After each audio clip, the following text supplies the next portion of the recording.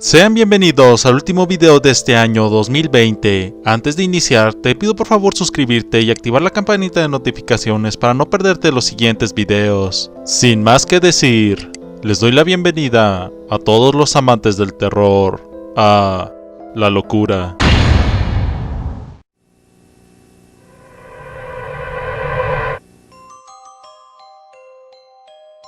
Investigadores rusos a finales de los 40 mantuvieron a 5 personas despiertas por 15 días, utilizando un estimulante basado en gas. Los tuvieron encerrados en un ambiente sellado para monitorear cuidadosamente el uso de oxígeno, de manera que el gas no los matase, debido a las altas concentraciones de este. Esto fue antes de que existiera el circuito cerrado, por lo que tuvieron que usar micrófonos y ventanas con grosor de 5 pulgadas para observar a los sujetos. El cuarto estaba lleno de libros, cobijas para dormir, pero ninguna cama, agua corriente, baño y la suficiente cantidad de comida para que los 5 sobrevivieran por un mes completo. Los sujetos de prueba eran prisioneros políticos y de guerra declarados enemigos del Estado durante la Segunda Guerra Mundial. Todo estuvo bien por los primeros 5 días. Los sujetos rara vez se quejaban después de que, falsamente, se les había prometido su libertad si aceptaban tomar parte de la prueba y no dormir por 30 días. Sus conversaciones y actividades fueron monitoreadas y los científicos notaron que, conforme pasaba el tiempo, ellos hablaban sobre incidentes traumáticos de su pasado. Después de 5 días, se empezaron a quejar de las circunstancias y eventos que los habían llevado a donde estaban y empezaron a demostrar paranoia severa, dejando de hablar entre ellos y comenzaron a murmurar de manera alterna en los micrófonos. De manera extraña, todos parecían creer que podían ganar la confianza de sus capturadores si traicionaban a sus camaradas. En un principio, se creyó que esto era un efecto del gas. Después de 9 días, el primero de ellos empezó a gritar. Corría por todo el cuarto, gritando repetidamente por 3 horas seguidas. Después, trató de continuar gritando, pero solo podía dar un grito ocasional.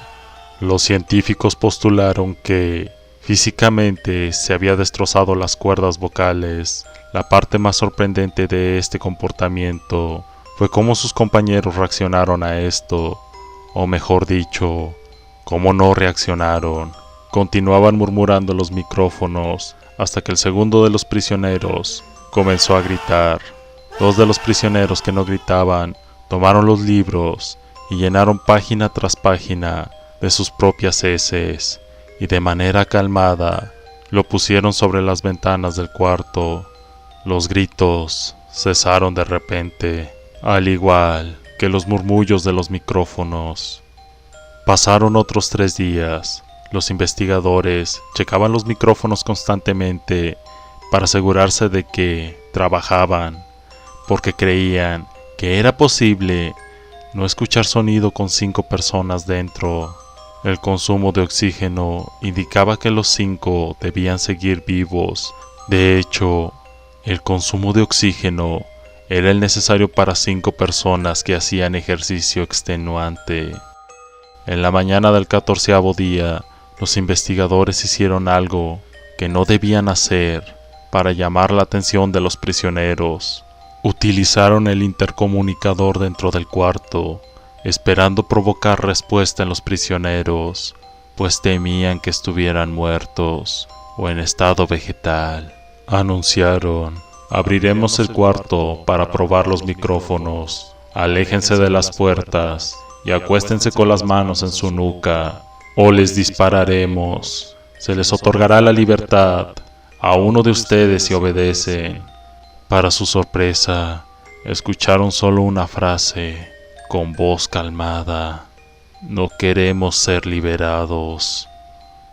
Hubo un gran debate entre los investigadores y fuerzas militares que financiaban el proyecto. Sin poder provocar más respuestas utilizando el intercomunicador, finalmente se decidieron a abrir el cuarto a la medianoche del día número 15. Se limpió el gas del cuarto y se llenó de aire fresco. Inmediatamente, voces de los micrófonos empezaron a objetar. 3 voces diferentes rogaban por lo más sagrado que encendieran el gas nuevamente. Se abrió el cuarto para sacar a los prisioneros. Estos gritaron como nunca se había oído a un ser humano gritar, al igual que los soldados cuando vieron lo que había dentro. 4 de los sujetos seguían vivos. Las raciones de alimento de los pasados 5 días no habían sido tocadas. Habían pedazos de carne de las costillas y pantorrillas del sujeto muerto colocadas dentro del drenaje del cuarto, bloqueándolo, permitiendo que 4 pulgadas de agua se acumularan en el piso. Los 4 sobrevivientes también tenían pedazos de piel y carne arrancada de sus cuerpos. La destrucción de tejidos y la exposición de huesos en la punta de sus dedos indicaba que las heridas fueron infligidas por las manos y no con los dientes, como era de suponerse. Al examinarlos, se descubrió que la gran mayoría de las heridas fueron autoinfligidas. La piel y los órganos de detrás de las costillas fueron removidos, mientras que el corazón, los pulmones y el diafragma seguían en su lugar. El tracto digestivo de los 4 sujetos podía verse trabajar, dirigiendo comida. Rápidamente se dieron cuenta que estaban digiriendo su propia carne y que ellos la arrancaron y se la comieron en el transcurso de los días anteriores. La mayoría de los soldados eran parte de las fuerzas especiales de Rusia, pero aún así muchos se negaron a regresar al cuarto para sacar a los prisioneros. Sin embargo, insistían a gritos que los dejaran dentro y de manera alterna rogaron y demandaron que se encendiera el gas nuevamente para evitar quedarse dormidos. Para sorpresa de todos, los sujetos opusieron una resistencia feroz. Durante la extracción, un soldado ruso falleció cuando uno de los sujetos le mordió el cuello. Otro fue gravemente herido cuando otro de los prisioneros le mordió la arteria femoral y los testículos. Otros 5 soldados perdieron la vida, si se cuentan aquellos que se quitaron la vida en las semanas consecuentes al incidente. Durante la lucha, uno de los prisioneros dañó su brazo, sangrando de manera casi inmediata. Se intentó sedar al sujeto, pero fue imposible. Se le inyectó más de 10 veces la dosis recomendada de morfina, y aún así luchó como un animal rodeado, rompiendo las costillas y un brazo de uno de los doctores. Se veía latir su corazón al máximo por 2 minutos completos, mientras seguía desangrándose, y continuó gritando por más de 3 minutos, atacando a quien se le acercaba, repitiendo la palabra más una y otra vez, cada vez más débil, hasta que cayó en silencio. Los otros 3 sobrevivientes fueron inmovilizados fuertemente y llevados hacia instalaciones médicas. 2 de ellos, con cuerdas vocales intactas, demandaban continuamente más gas para permanecer despiertos. El más herido de los 3 fue llevado al único cuarto de cirugía que había en las instalaciones. El sujeto peleó furiosamente cuando el gas anestésico se le estaba colocando. Se necesitó mucha más anestesia de la normal para sedarlo, y al momento en que sus ojos se cerraron, su corazón se detuvo.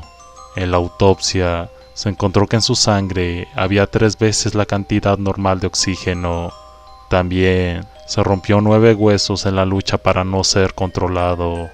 El segundo sobreviviente, el primero que había gritado del grupo y que tenía destruidas las cuerdas vocales, no pudo objetar la cirugía y solo reaccionaba agitando violentamente la cabeza en desacuerdo cuando se le administró el gas anestésico, y afirmó violentamente con la cabeza cuando alguien sugirió hacer la cirugía sin anestesia, y no reaccionó durante la misma, que duró 6 horas, en la cual se intentó reemplazar sus órganos abdominales y cubrirlo con lo que quedaba de su piel. El cirujano afirmó que era médicamente imposible que el sujeto siguiera con vida.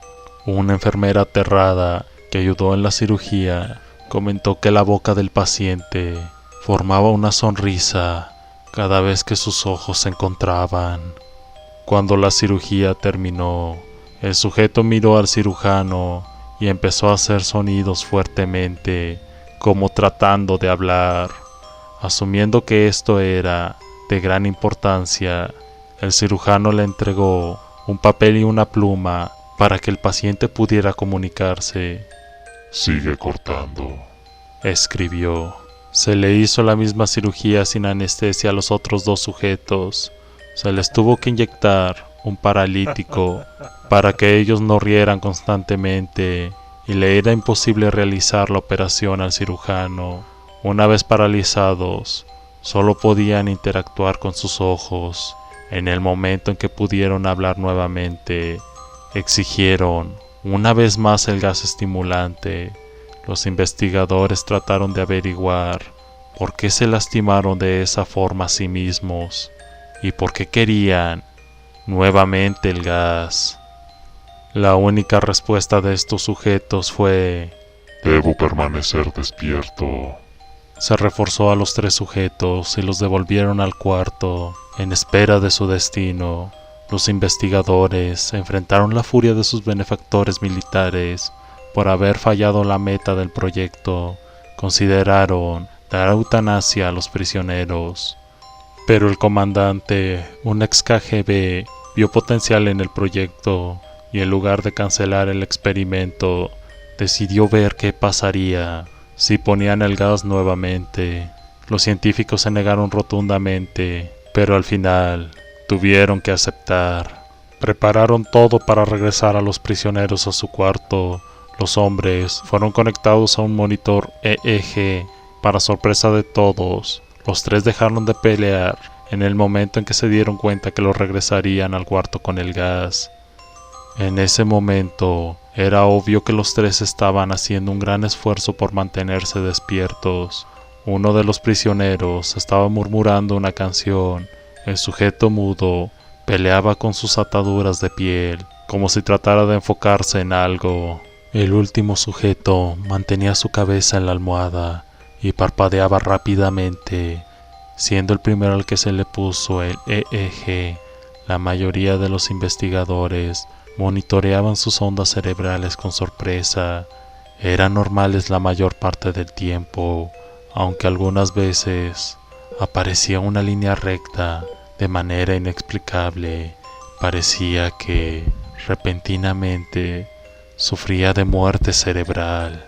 Mientras analizaban los datos, una enfermera notó que los ojos del sujeto se acercaron. Sus ondas cerebrales cambiaron inmediatamente por las de sueño profundo. Luego se pusieron rectas y de manera simultánea su corazón se detuvo. El único sujeto que quedaba y que podía hablar comenzó a gritar para que lo encerraran en ese momento. Sus ondas cerebrales mostraron las líneas rectas del sujeto que acababa de morir por quedarse dormido. El comandante dio la orden de sellar el cuarto con los 2 prisioneros dentro, junto con 3 de los científicos. Uno de los 3 inmediatamente tomó un arma y abrió fuego contra el comandante, matándolo de un tiro entre los ojos. Después, apuntó al prisionero mudo y le voló el cerebro. Por último, apuntó al prisionero que quedaba vivo, mientras que los demás investigadores escaparon del cuarto. No me encerrarán con estas cosas, no contigo, le gritaba el prisionero que estaba atado al camastro. ¿Qué eres?, demandó. Necesito saber. El prisionero sonrió. ¿Tan fácilmente te has olvidado de mí? El prisionero preguntó. Somos ustedes. Somos la locura que está encerrado en todos ustedes, rogando por libertad en cada momento de tu vida, desde lo más profundo de tu mente animal. Somos aquello de lo que te escondes en tu cama todas las noches. Somos lo que duermes y silencias y paralizas cuando te vas a tu cielo nocturno, donde no te podemos alcanzar. El investigador hizo una pausa, apuntó al corazón del prisionero y disparó.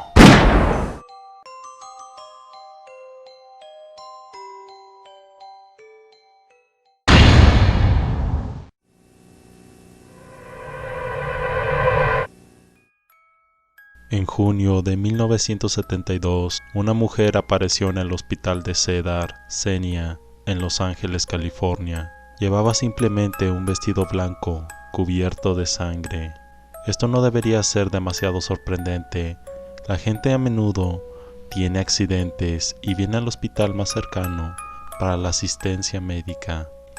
Pero había dos cosas que causaban a la gente el deseo de vomitar y escapar de terror. El primero es que ella no era exactamente un humano. Era algo parecido a un maniquí, pero tenía la destreza y la fluidez de un ser humano normal. Su cara era tan impasible como los maniquís, sin cejas ni maquillaje.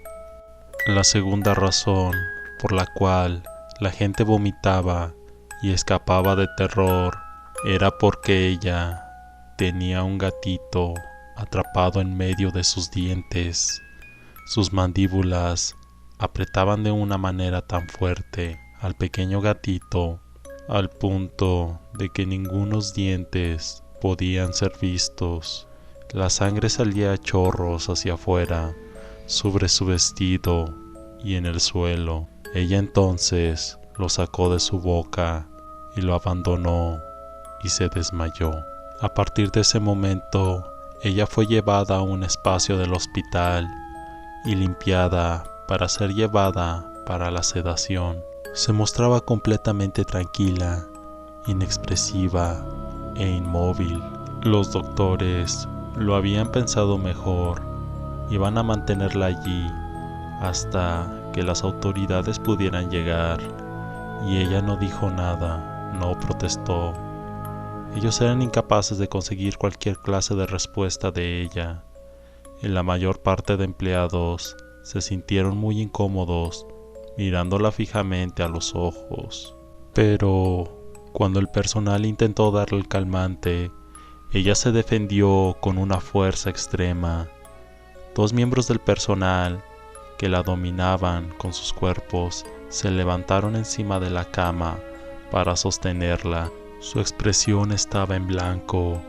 Ella giró sus ojos impasibles hacia el doctor e hizo algo insólito. Ella sonrió.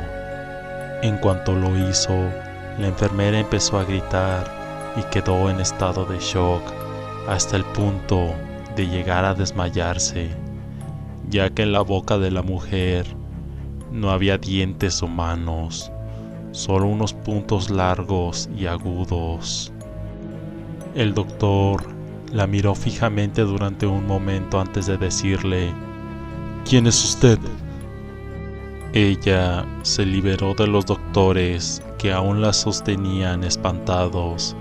Todavía sonriendo, hubo una pausa muy larga. La gente de seguridad había sido avisada y se les escuchaba llegar al vestíbulo. Como ella los escuchó, se abalanzó hacia el doctor, mordiéndole en el cuello, arrancándole su yugular y dejándole caer al suelo a su inevitable muerte. En el piso, el doctor se ahogó con su propia sangre. Ella se levantó. Su mirada era peligrosa, como la vida descolorida de sus ojos. Se inclinó más cerca y susurró en el oído del doctor muerto: Yo soy Dios. Los ojos de los demás doctores, llenos de miedo, la miraron. Se fue muy tranquila, alejándose mientras saludaba a los agentes de seguridad. Cada vez que alguien mira a sus dientes, se convierte en su víctima. La enfermera que sobrevivió al incidente la llamó la inexpresiva y nunca más supo de ella.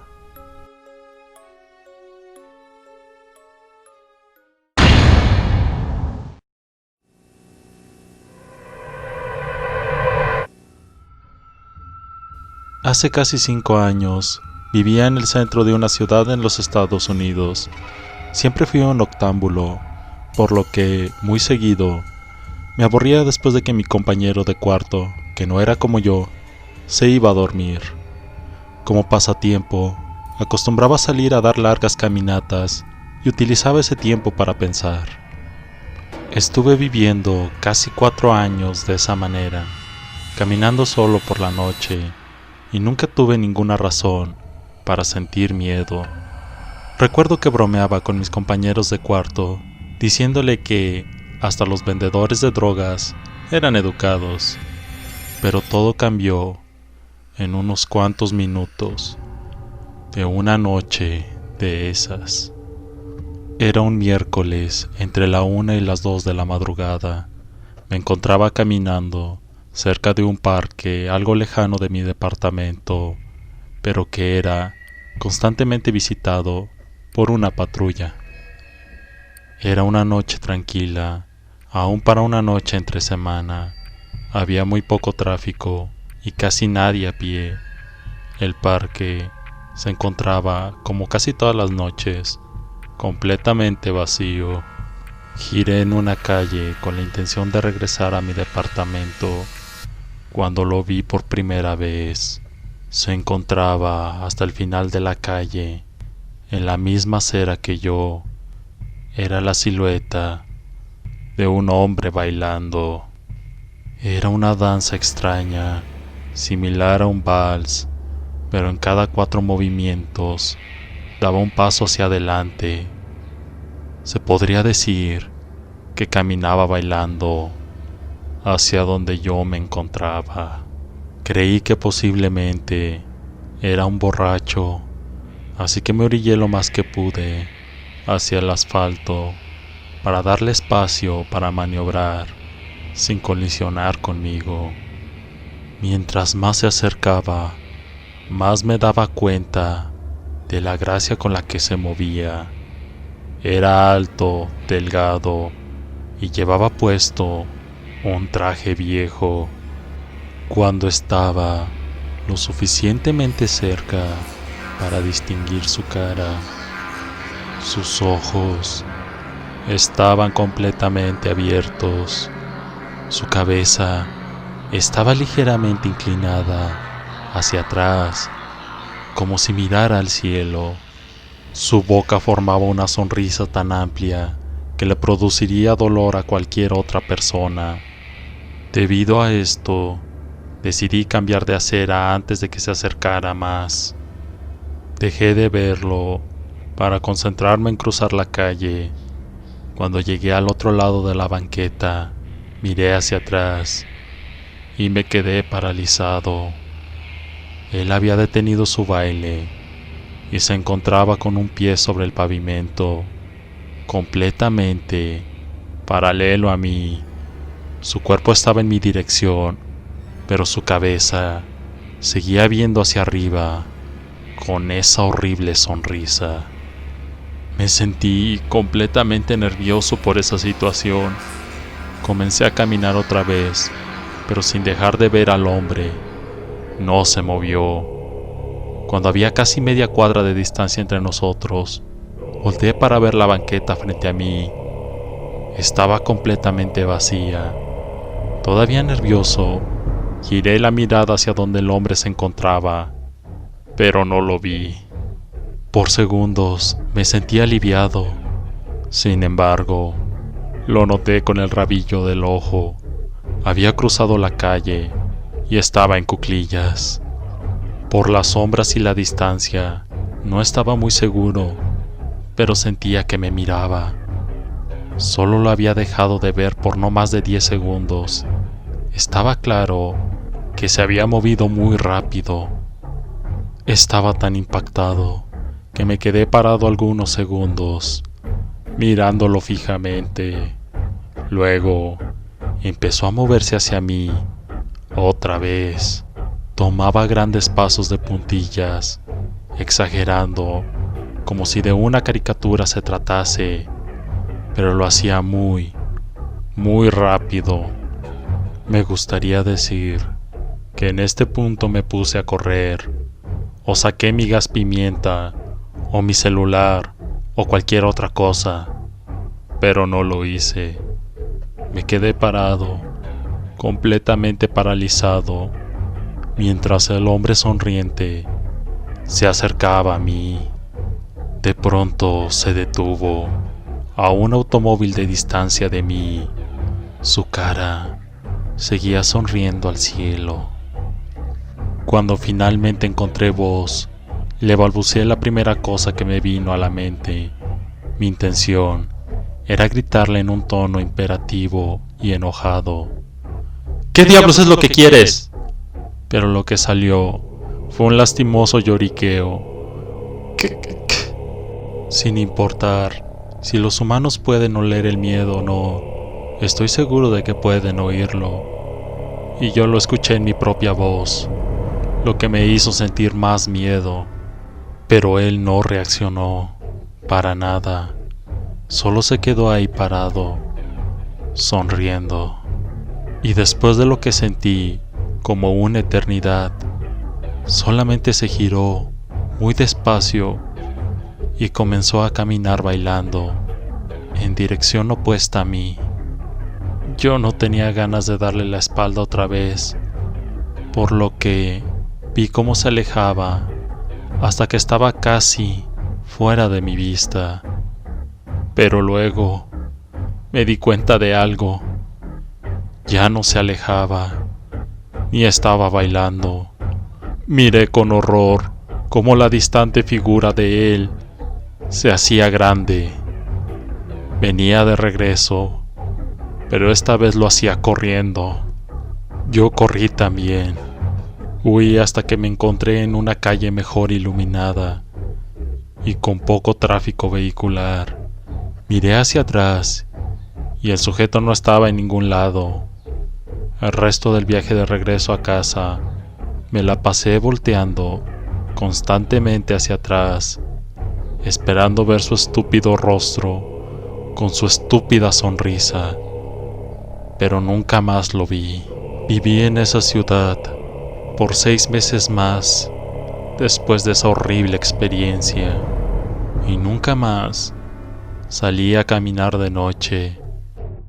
Había algo en el rostro de ese tipo que siempre me perseguirá. No se veía borracho ni drogado. Su rostro reflejaba completa y total locura. Y eso verdaderamente da mucho miedo.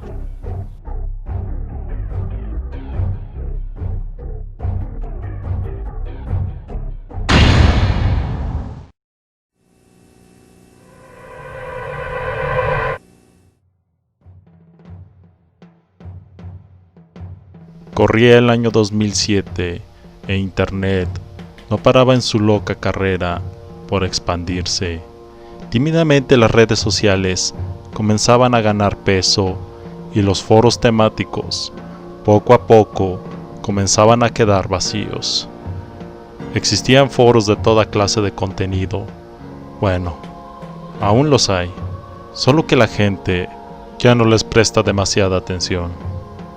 Nunca fui muy asiduo a ellos, ni mucho menos a los foros de los llamados juegos de rol.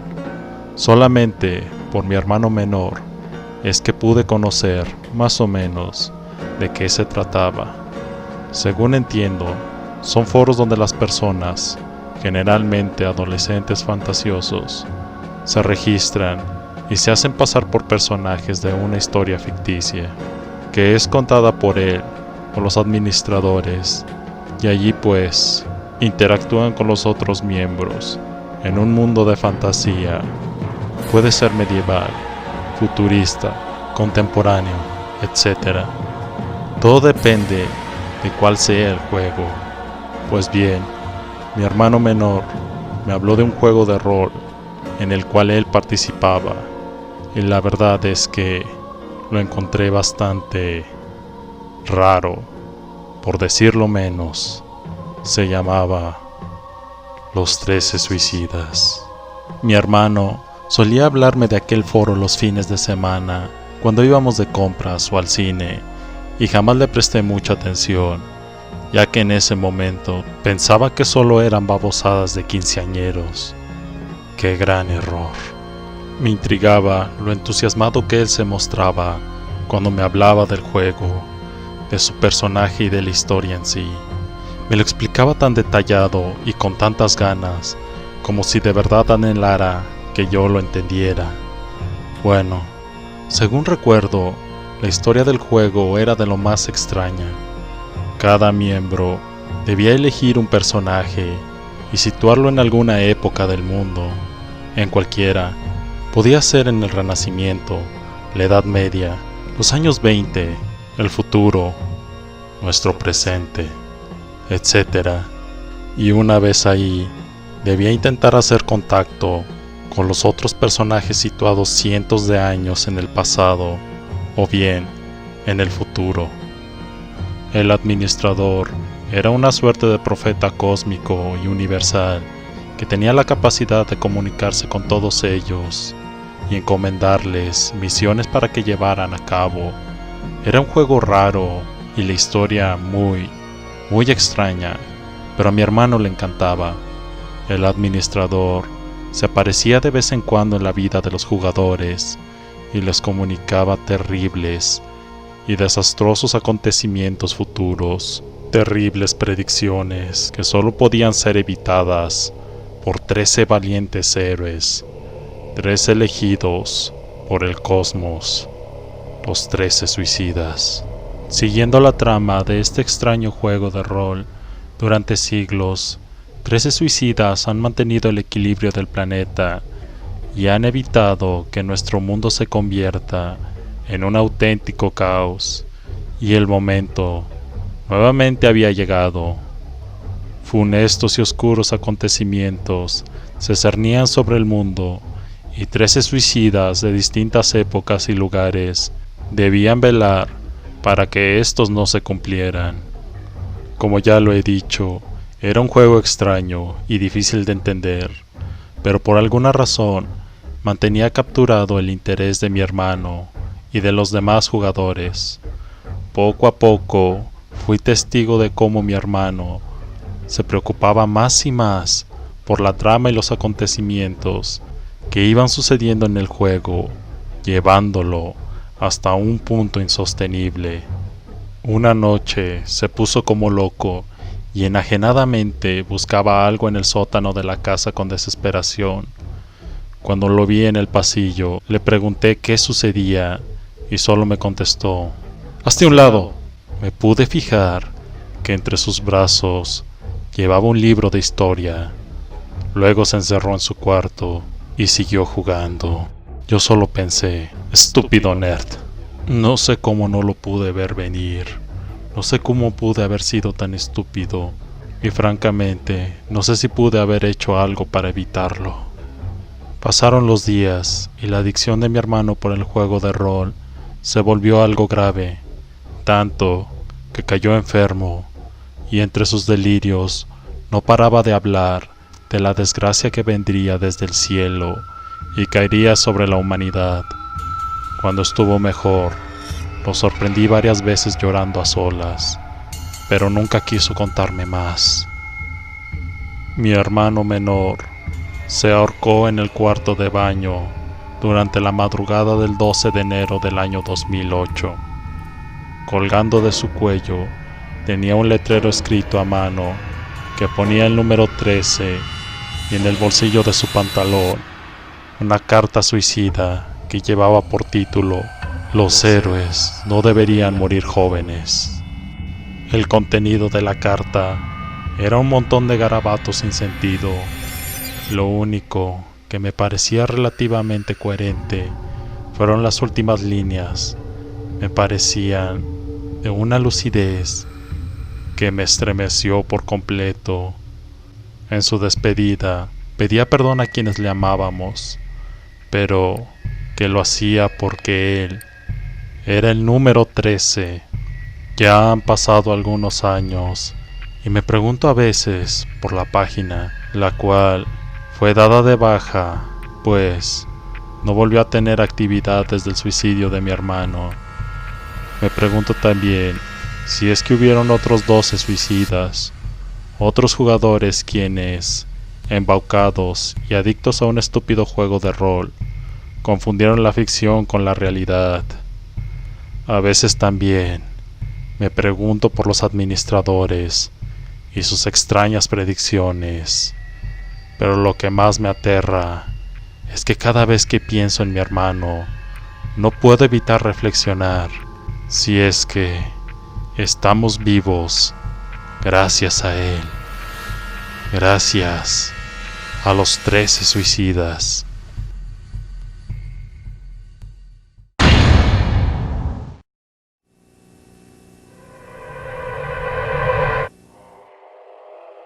Claudio iba a bordo de su viejo pero leal Monza del 89, en compañía de su esposa, que en ese momento dormía, y de la bóveda celeste del norte chileno, a través de una carretera muy larga, y, a pesar de que la luz lunar es muy humilde, era suficiente como para dejar ver que atravesaban un páramo desierto, en plena noche y con mucho frío.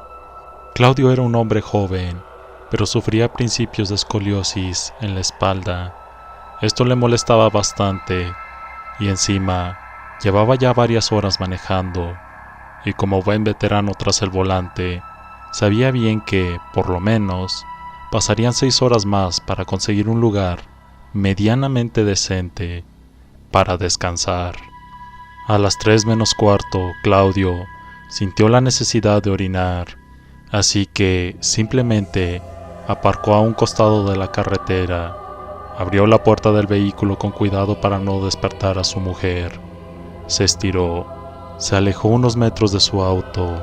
Mientras lo hacía, escuchó el ruido de sus zapatos en la arena. Cuando se encontró a un costado del camino, bajó el cierre del pantalón y se alivió ahí mismo. Pero cuando el hombre estaba a punto de concluir su tarea, logró divisar algo.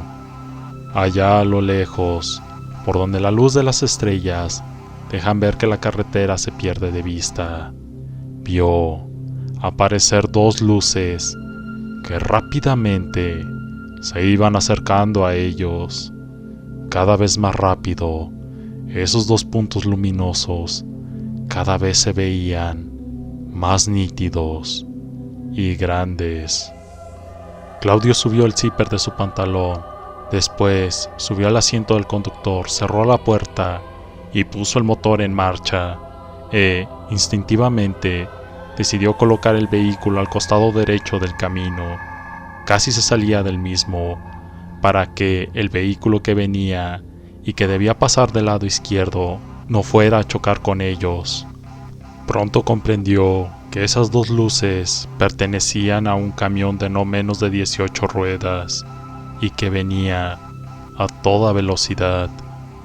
Quienquiera que fuera el conductor de aquel gran vehículo se percató de que había un carro delante de él. Comenzó a tocar la bocina una y otra vez, casi de manera desesperada, como advirtiéndole sobre algo. Soledad, la mujer de Claudio, se despertó asustada casi al mismo tiempo que se levantaba aquella humedad después de que el camión pasaba de largo y dejaba al Monza del 89 detrás. Claudio lucía asustado, por lo que su mujer lo interrogó, preguntándole qué había pasado, pero el hombre la tranquilizó y le dijo que todo estaba bien y que volviera a dormir. Claudio le dijo que seguramente el tipo estaba borracho o algo similar Quizás hasta se encontraba drogado con esas pastillas que suelen tomar los camioneros para soportar sus jornadas laborales. Esta última explicación es suficiente para que Soledad se tranquilice lo suficiente como para volver a dormir. Por su parte, Claudio mira las luces que se pierden a través del retrovisor del auto. El camión ahora parecía ir más rápido, y justo cuando el hombre se preparaba para continuar con su camino, ve que hay otra cosa que se está acercando por la carretera. Pero esta cosa no lleva luces. Esta cosa no rodaba. Esta cosa se desplazaba como un ser vivo. Esta cosa, de hecho, iba en 4 patas. Era de color carne, o por lo menos eso le pareció por la poca luz de la luna y las estrellas. El horizonte, con ese vapor azulado que se pierde allá a lo lejos, típico de la noche, le permitía verlo. Era una cosa que se acercaba rápidamente, que iba a 4 patas, pero a pesar de que tenía toda la atención de Claudio, lo miraba con un miedo que degeneraba lentamente en pánico. Aquel hombre terminó por darse cuenta de que no era ningún animal que él conociera. Terminó de darse cuenta justo cuando el terror absoluto estaba por apoderarse de él. Aquello no era como nada que él hubiera visto en toda su vida, y es que no había forma de racionalizarlo, porque aquello era un hombre que corría en sus 4 extremidades, como un animal, un hombre que iba completamente desnudo y que tenía un lomo muy arqueado. Estaba a punto de echarse a gritar. Claudio comenzó a manejar rápido, muy rápido, y aquella cosa iba a su encuentro. Cuando por fin llegó el momento y se cruzaron, Claudio volteó su cabeza para verlo, y aquella cosa giró su cabeza para regresarle la mirada. Era un hombre enorme, al menos 3 veces más grande que una persona normal. Claudio, presa de un pavor indescriptible, solo pudo distinguir un rasgo de ese ser que era tan difícil de describir, y eso era que tenía unos ojos muy profundos y muy rojos. El hombre tras el volante no pudo soportarlo, no pudo conservar el orgullo. Claudio huyó a toda velocidad tras ver que aquella cosa se detenía y que se le quedaba viendo con cierto interés y curiosidad, casi como si se tratara de un milagro. Aquella cosa no se echó a perseguirlo a él, sino que siguió de largo hasta desaparecer en la oscuridad. Pero el hombre siguió gimiendo y volvió a despertar a su mujer, quien, por supuesto, se asustó y le preguntó en repetidas ocasiones qué había pasado, pero él jadeaba. Claudio no podía explicar nada, estaba en shock y estaba manejando. Apartaba las manos de su mujer cuando ésta trataba de tocarlo. ¡Déjame!, gritó. No puedo hablar ahora, no puedo. Tenemos que alejarnos, rápido. Finalmente encontraron una estación de servicio y la mujer literalmente lo obligó a detenerse. Claudio no quería, pero le hizo caso, y en cuanto se detuvo, el hombre se echó a llorar y le explicó a su esposa lo que había visto. Ella trató de calmarlo. El hombre, muy humilde de la estación de servicio, también trató de calmarlo, echaron combustible y finalmente continuaron su camino, con la diferencia de que ahora ella estaba conduciendo. Se quedaron en una posada, pero Claudio no pudo dormir. No fue sino hasta recién llegada la tarde cuando se volvieron a subir al vehículo para emprender el viaje nuevamente. La mujer encendió la radio y pillaron una noticia que les helaría la sangre.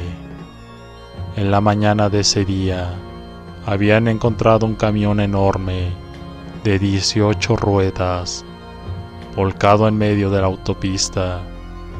El vehículo había quedado hecho añicos, pero lo más horrible de la noticia era que el cuerpo del conductor no había sido encontrado por ningún lado.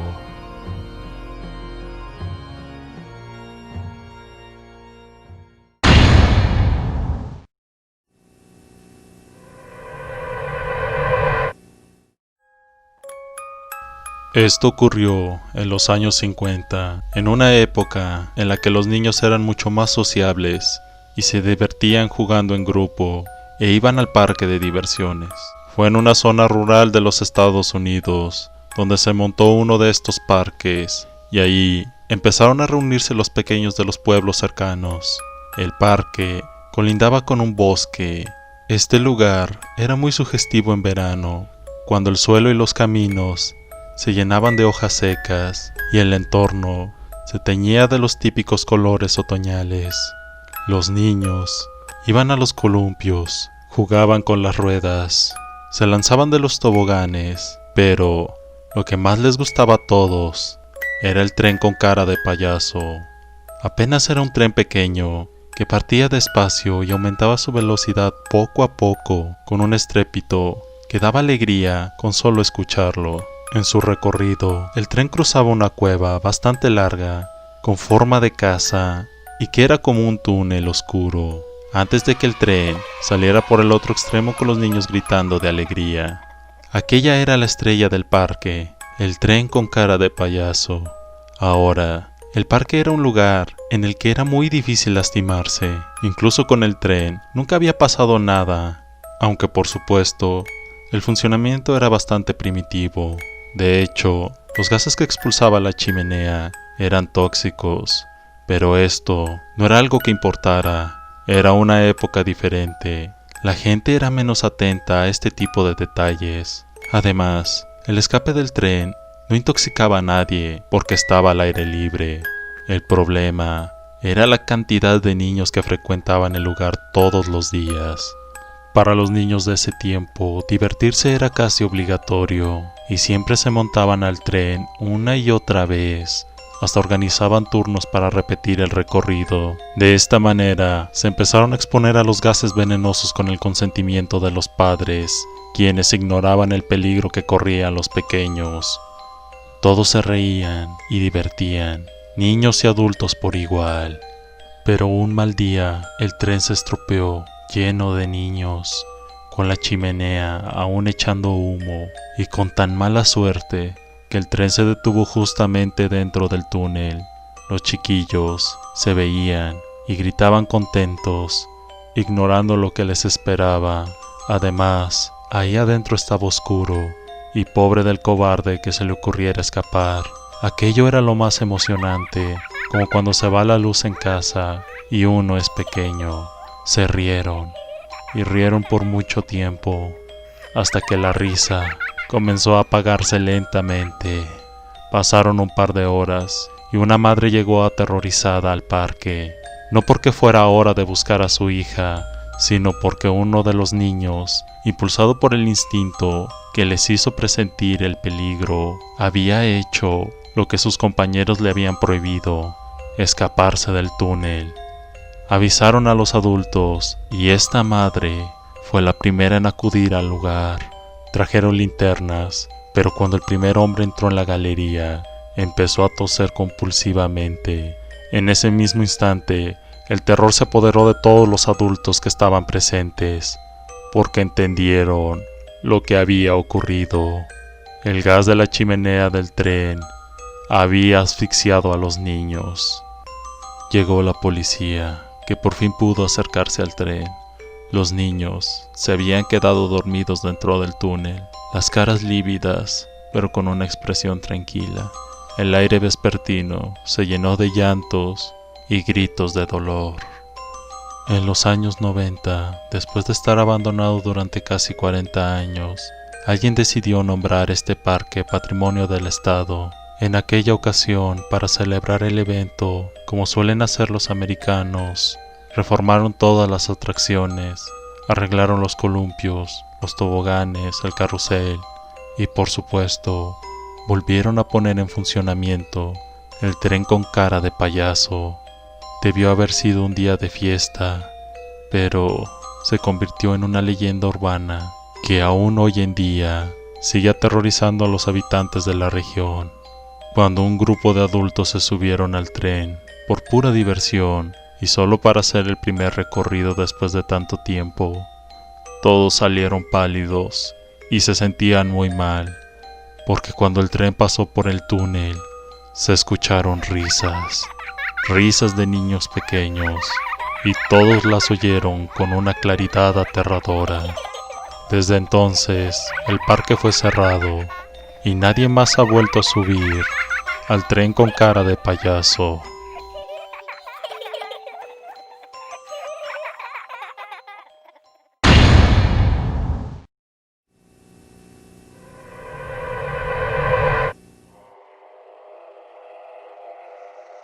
Los 94 años de mi abuela habían llegado a su fin. La conocí desde muy niño por la razón de que vivíamos en la misma casa. Su testamento claramente decía que aquella casa quedaba a mi nombre, pero que, por respeto, debía dejar los cuadros y muebles donde estaban.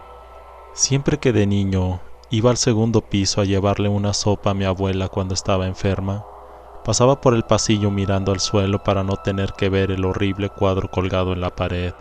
El cuadro de una anciana de mirada penetrante. Nadie nunca me contó algo de ella, pero como exigía el testamento, no debía mover el espantoso cuadro de su lugar. Un día, como cualquier otro, me levanté a preparar mi desayuno y casi me llevo un susto de muerte con el cuadro. Veía a la nada con una mirada tétrica. Parecía que había cambiado el gesto que mostraba normalmente, frunciendo el ceño, como intentando ver algo a lo lejos. Era sumamente espantoso. En medio del susto, solo reaccioné echándole una sábana encima. Quedó colgado de tal forma que cubría el cuadro. Ya al caer la noche, pude escuchar un ruido muy sigiloso. Al salir al pasillo, pude ver de dónde había provenido el ruido. Pude notar que la sábana se había caído. Mi corazón dio un vuelco. Ahora el rostro de la anciana me estaba sonriendo de una manera macabra, mostrando sus malgastados dientes, y se notaban exageradas arrugas en su rostro. Realmente no sabía por qué mi abuela apreciaba tanto ese cuadro, y me intrigaba más que nada que ella no lo encontrara horrible. Fue un martes por la mañana, cuando casi me da un infarto por algo que llegué a ver. Pegué un grito que se debió haber escuchado en toda la cuadra, a la par que la cabeza se escondía rápidamente. Salí al pasillo a ver qué era lo que había pasado, pero no vi nada aparte de ese horrible cuadro, que de nuevo había cambiado los gestos de su rostro. Estaba seria. Yo sabía perfectamente que esa cabeza que había visto era la de esa mujer. No sé cómo, pero había estirado su cuello para vigilar lo que hacía. La noche siguiente decidí hacer algo más inteligente.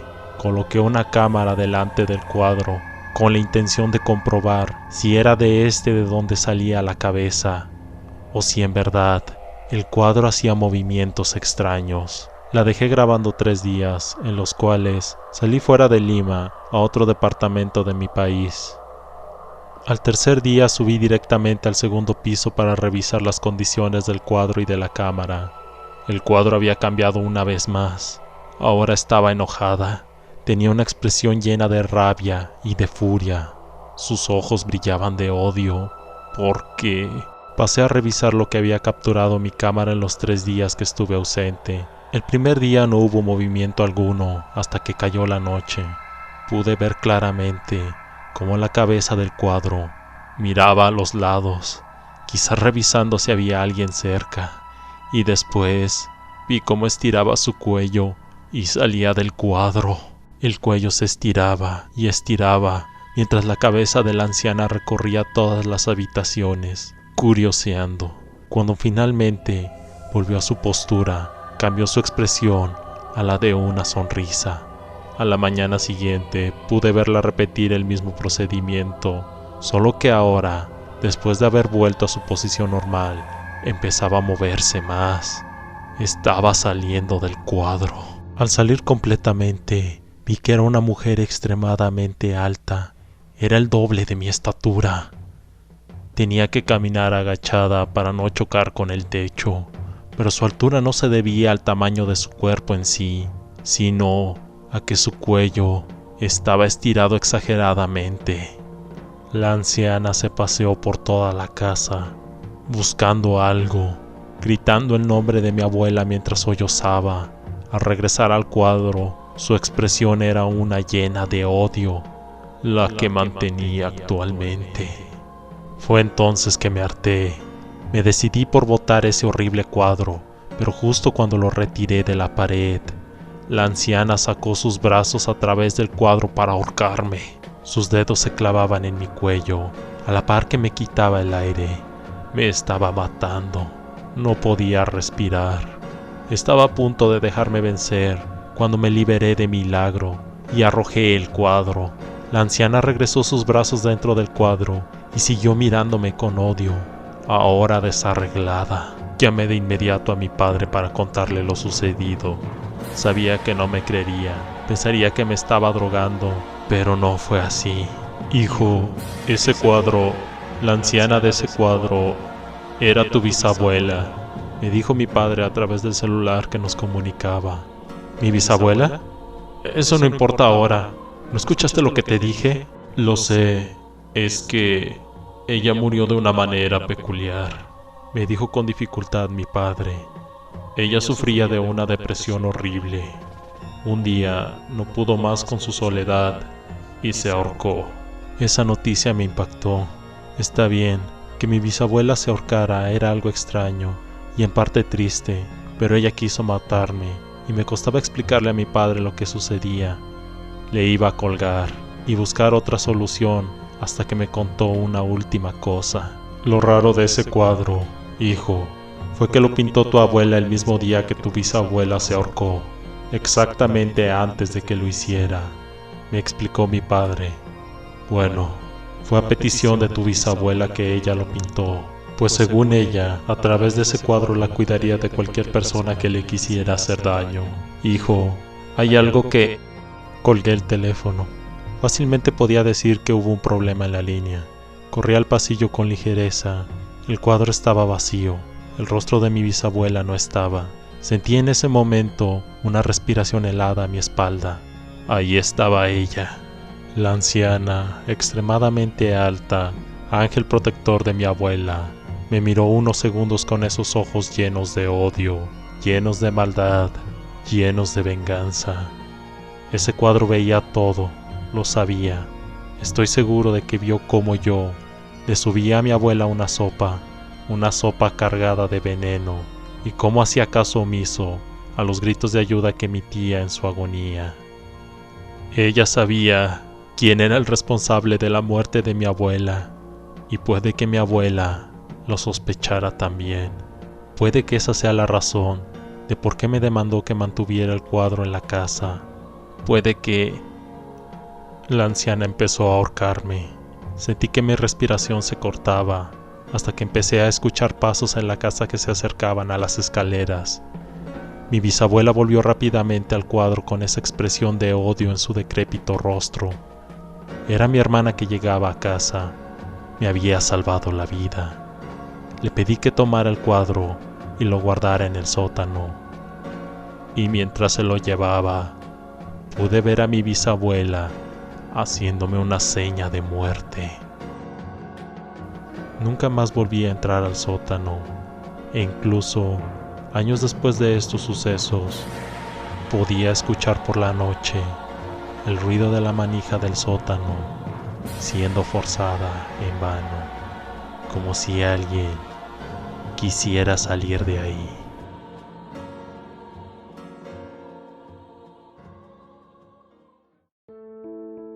Y así finalizamos esta recopilación con las creepypastas más populares subidas a Facebook. Si quieres votar por tus favoritas para la siguiente recopilación, te recomiendo unirte a mi página de Facebook y reaccionar a las historias que más te gusten. Recuerda también suscribirte a mi canal y activar la campanita de notificaciones si aún no lo has hecho, eso me motiva mucho para continuar. También quisiera aprovechar para enviarles un saludo y abrazo a todas y a todos los suscriptores de mi canal. Gracias por darme la oportunidad de entretenerlos, en verdad lo aprecio muchísimo. Y claro, espero que todas las personas que disfruten mi contenido pasen excelentemente bien esta época de fiestas, pese a ser casi imposible poder reunirse en familia por la actual pandemia. Fuerza, amantes del terror, solo hay que resistir un poco más. Y recuerden que para el 2021 les traigo un montón de nuevas historias y sorpresas. Sin más que decir, se despide Darkshark. Hasta pronto.